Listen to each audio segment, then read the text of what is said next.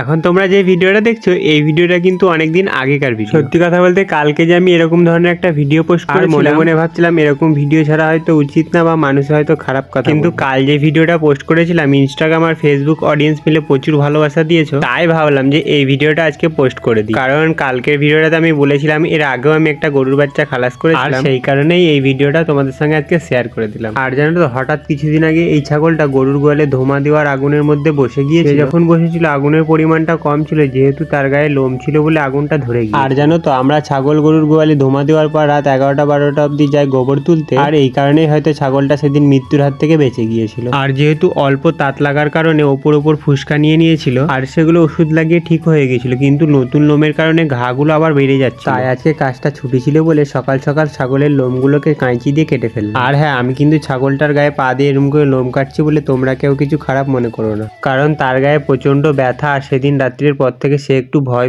পেয়ে আছে। আর এইভাবে যদি লোমগুলো না কেটে দিই তার গায়ের ঘাগুলো কিন্তু আরো বেড়ে যাবে। আর সত্যি কথা বলতে ব্যথার কারণে সে কিন্তু তার গায়ে হাতও দিতে দিচ্ছিল না। আর দেখো এখানে আমার দিদি ভাগনার পাড়ার একটা কাকিমা এখানে দাঁড়িয়ে আমার ছাগলের লোম কাটা দেখছি, আর হঠাৎ এখানে ধুবোর সঙ্গে একটু প্র্যাঙ্ক হয়ে যায়। আর হ্যাঁ, আজকের ভিডিওটা যদি ভালো লাগে সুন্দর একটা অবশ্যই কমেন্ট করে দিও। কিন্তু আজকের মতো এইটুকুই, দেখা হচ্ছে আবার পরের ভিডিওতে। টাটা।